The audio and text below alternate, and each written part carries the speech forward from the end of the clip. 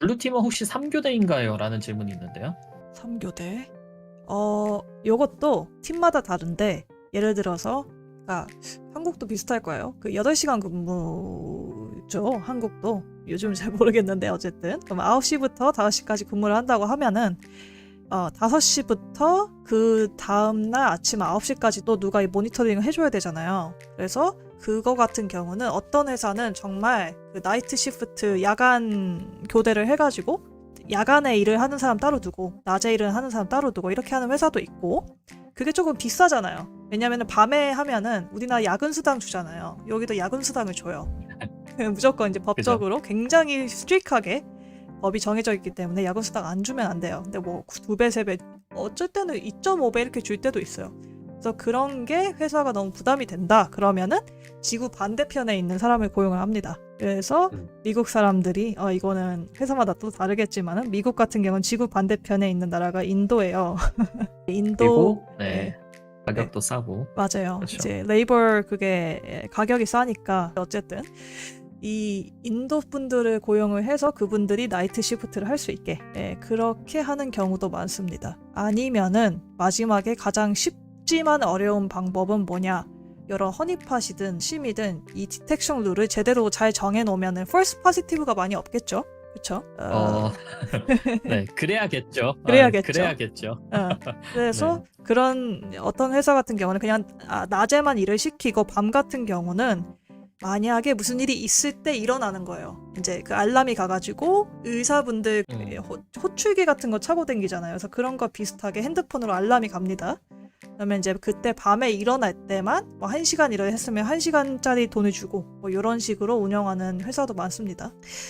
쉽지가 않을 것 같습니다. 네, 재밌죠. 재밌고 이게 그 매니지먼트나 팀리더나 매니징을 하시는 분들은 블루팀은 뭐가 문제가 생기냐면은 고객이 대기업이나 이런 분들은 예산적으로 문제가 없거든요. 웬만하면은 우리 회사 잘 좀 지켜줘. 뭐 SIM도 필요하고 EDR도 필요해? 우리가 돈 줄게. 뭐 골라서 어떻게 해봐. 이렇게 말씀을 합니다. 근데 이 사이버 보안에 만약에 처음이라든가 좀 작은 회사라든가 예산이 좀 빠듯하다 이러면은 이렇게 얘기를 합니다. 야, 우리가 돈이 요 정도 있고 CM은 너무 비싼 것 같아. 야, EDR 정도만 한 달에 한 20시간만 봐줄 수 있냐. 이렇게 얘기를 합니다. 아, 진짜로요? 네네, 그렇게 얘기를 해요. 시간당 돈을 받으니까. 그러면은 이게 할 수는 있겠죠. 근데 우리가 현실적으로 20시간만 해가지고 사이버 보안 을 할 수 있는 게 아니잖아요. 요거 같은 경우는 그냥 주기적으로 봐줘야 되는 거기 때문에 낮에만 해커가 해킹을 한다 이런 게 아니에요. 그래서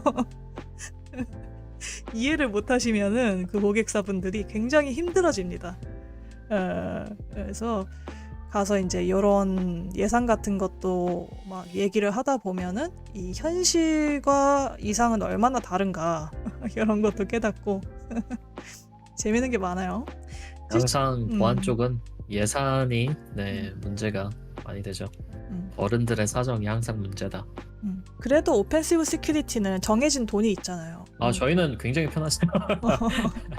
저는 굉장히 좋죠. 네. 그래서 리포트 하나 쓰면은 아니면은 10일을 일을 한다. 그러면 그 하루에 하나 뭐 시급으로 이렇게 돈을 주는 게 딱 있는데 블루팀은 그런 식으로 나옵니다. 뭐 20시간만 해달라, 40시간만 해달라. 그러면은 요게 사장님이야 가서 사인을 해서 오지만은 만약에 팀리더고 우리가 실제로 일을 하는 이 분석가다. 그럼 미치는 겁니다. 왜냐면은 언제 해커가 해킹을 할지도 모르고 그러면 사실 20시간을 보지 않습니다. 거의 24시간 봐줘야 돼요. 사실 그래서 블루팀 분들이 실제로 번아웃도 굉장히 빨리 오시고 맞아요. 이제 워라밸을 지키기가 조금 어렵기도 하고 이제 블루팀 중에서 그 위치가 조금 올라가시는 분들은 좀 그 정신적으로 스트레스를 많이 받는다고 하는 얘기도 있더라고요. 왜냐면 어쨌든 공격을 당하면은 이제 뚫릴 수도 있는 건데 이제 한번 뚫리게 되면 이제 모든 책임을 자기가 져야 되는 거니까 그렇게 해서 이제 좀 되게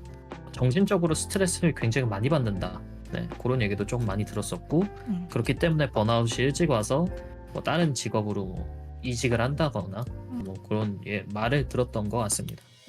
그거는 실제로 그렇습니다. 네. 번아웃이 안 오게끔 할 수 있는 방법이 어떻게 있을까 계속 고민을 하는 것 같아요. 이 수업 쪽에서 일을 하시는 분들은. 근데 일단 제가 개인적으로 생각했을 때 팀 리더나 매니징을 하시는 분들이 어느 정도 기술에 기술 베이스가 있으신 분들은 이해를 하시거든요. 어느 정도. 근데 기술 베이스가 없으신 분들이 매니징을 하시게 되면은 나중에 이제 이런 거를 이해를 못 하시고 그래서 와해가 된다. 그래서 알아서 떠나고 이런 현상이 발생합니다. 갑자기 연락 오는 거 정말 스트레스 장난 아니죠. 맞아요. 이게 새벽 3시에 일을 한다고 생각을 해보면은, 그리고 저는 예전에 속 쪽에서 일을 할 때 제가 팀 리드였거든요. 근데 일을 하는데 출장을 가서 한 4시간 5시간 비행기 타고 출장을 가서 밤 11시에 도착을 해서 호텔에 들어왔는데 막 전화가 울리는 거예요.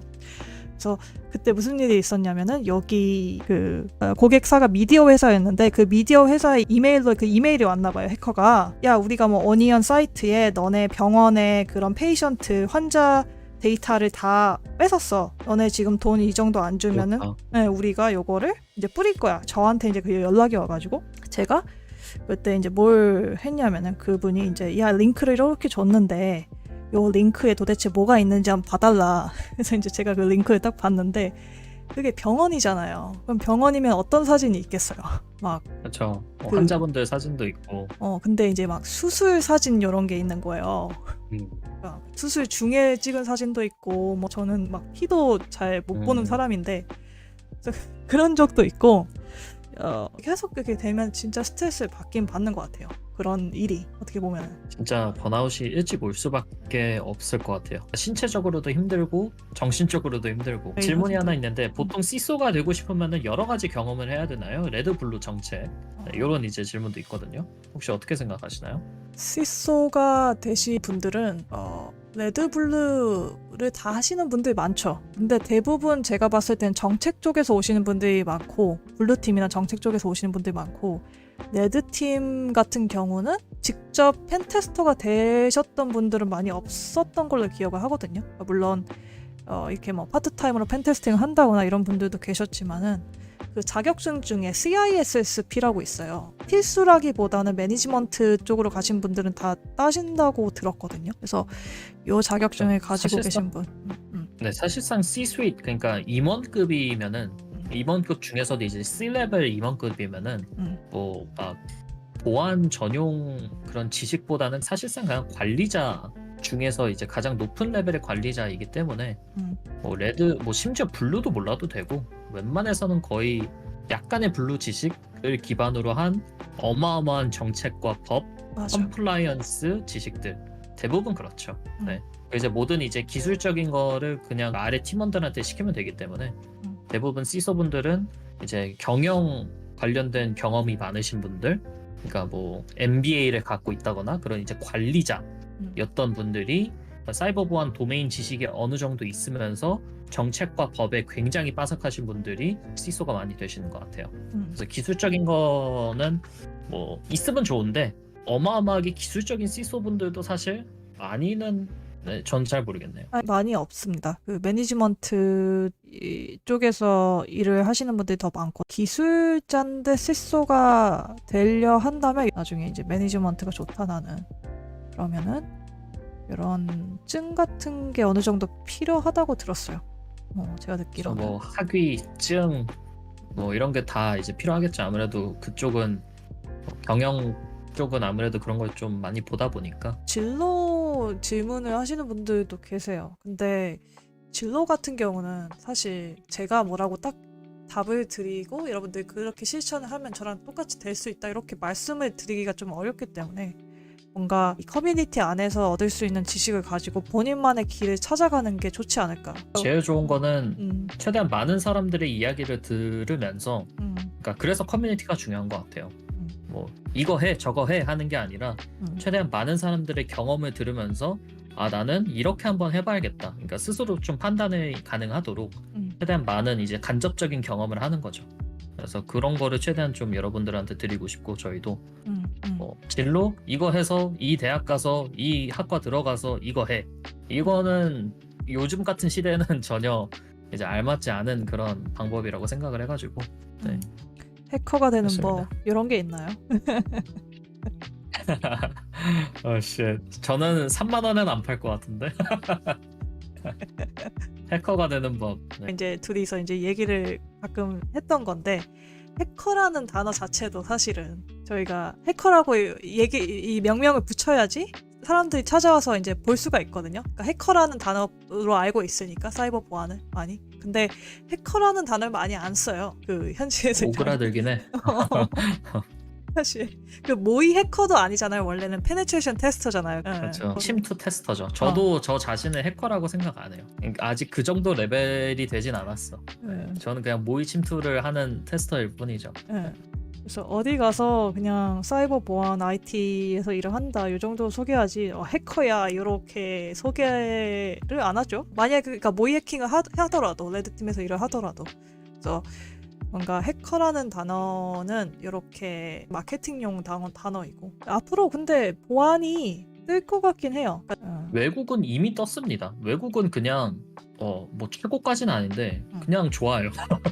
그러니까 업계도 좋고 연봉도 좋고 이직 가능성도 좋고 그냥 다 좋습니다. 솔직히 그냥 블루오션이다 사실 이런 느낌이 들 정도로 특히 코로나 이전 이후 한 2018년도 이후부터 완전히 그냥 폭발적으로 성장을 한 것 같아요. 맞아요. 그 전에도 블루오션이긴 했어요. 근데 돈이 안 되는 블루오션이었지. 근데 이제 코로나 터지고 가상 세계 이런 게 막 트렌드가 되다 보니까 다 집에서 일을 하고 이런 게 있다 보니까 EDR 시장이 막 뜨고 했잖아요. 시장을 EDR, 읽는 뭐 VPN 다. 맞아요. EDR, VPN 이런 거를 안 썼거든요. 이 VPN 뭐야? 그렇죠. 그냥 뭐 프록시 SSH 연결해가지고 프라이빗 키 쓰면 집에서 되는 거 일하는 아니야? 사람이 어딨어. 그 정도로 했는데. 뭔 VPN이야 그냥 회사 나와 이런 느낌이었는데. 맞아요. 근데 이제 VPN도 뜨고 그때 클라우드 세큐리티 이런 뭐 네스콥 이런 회사도 뜨고 많이 뜨다 보니까 외국은 진짜 블루오션인 것 같긴 해요. 기술적으로 봤을 때도 지금이 진짜 재밌는 시기입니다. 이 전에는 조금 너무 쉬웠다 이런 느낌이 살짝 있긴 있어요. 그러니까 적어도 레드팀은 블루팀 적으로 봤을 때 블루팀이라는 개념 자체가 거의 존재를 안 했으니까 사실상 레드팀이 그냥 일방적으로 좀 두들겨 패는 그런 느낌이었는데 지금은 다들 보안에 대해서 생각을 하고 보안 법도 생기고 컴플라이언스도 생기고 이렇게 하면서 이제 블루팀 분들도 실력이 쫙 올라오면서 완전히 그 대립을 되게 이렇게 팽팽하게 하고 있거든요. 그래서 기술적으로 봐도 너무 재밌고 지금 시대가 참 재밌는 시대인 것 같습니다. 재밌는 시대죠. 그 VPN 사용률이 늘어난 것만 하더라도 그 VPN 사용률에서 펼쳐지는 여러 가지 사이버 보안 직업들도 생기잖아요. 그래서 회사들도 그런 걸 생각을 안 하고 있다가 이런 기술을 또 다뤄야 되는 사람들이 필요하니까 고용을 하고 그런 시기인 것 같아요. 사실 모든 컴퓨터 IT 분야가 제가 봤을 때는 사이버 보안 범주 안에 든다고 생각을 하거든요. 결국은. 그렇죠. 반대로 얘기하면 사이버 보안을 이해를 하려면은 어느 정도의 IT 지식은 다 있어야 되는 것 같아요. 코딩도 코딩이지만은 네트워킹도 있고 여러 가지 기본적인 건 대충 다 알고 있어야지. 대충 다 알고 있어야지 사이버 보안을 또 다룰 수 있기 때문에 그래서 블루오션이고 재밌는 분야인 것 같습니다.